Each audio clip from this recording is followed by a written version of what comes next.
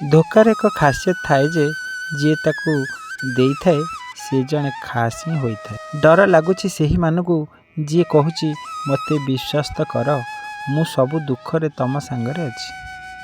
ଯେଉଁଠି ଆପଣଙ୍କର କୌଣସି ମୂଲ୍ୟ ନାହିଁ ସେଠି ରହିବା ଅନୁଚିତ, ସେ କାହାର ଘର ହେଉ କିମ୍ବା କାହାର ହୃଦୟ।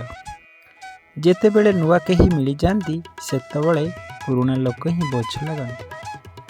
ଆଜିକାଲି ଧୋକା ବି ମଣିଷ ବହୁତ ଧୋକାରେ ଦେଇଥାନ୍ତି।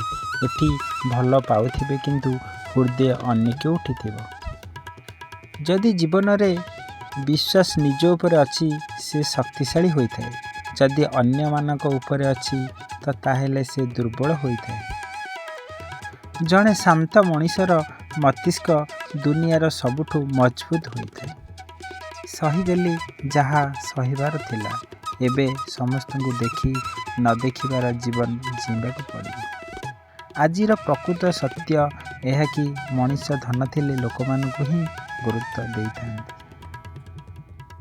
ଶରୀର ଜଳରେ ପବିତ୍ର ହୋଇଥାଏ, ମନ ସତ୍ୟରେ ଏବଂ ବୁଦ୍ଧି ଜ୍ଞାନ ଦ୍ୱାରା ଏବଂ ଆତ୍ମା ଧର୍ମରେ ପବିତ୍ର ହୋଇଥାଏ। ଚିନ୍ତା, ଋଣ, ଭଲ ପାଇବା କେହି କରନ୍ତିନି, ବାସ୍ ହୋଇଯାଏ। ଯଦି ଆପଣ ସେହି ମଣିଷକୁ ଖୋଜୁଥିବେ ଯିଏ ଆପଣଙ୍କ ଜୀବନକୁ ବଦଳାଇ ଦେବ, ତାହେଲେ ଯାଆନ୍ତୁ ଆଇନାରେ ଦେଖନ୍ତୁ। ମିଛ କହିକି ବିଶ୍ୱାସ ଭାଙ୍ଗିବା ଅପେକ୍ଷା ସବୁଠୁ ଭଲ ସତ କହିକି ସମ୍ପର୍କ ଭାଙ୍ଗିଦେବା।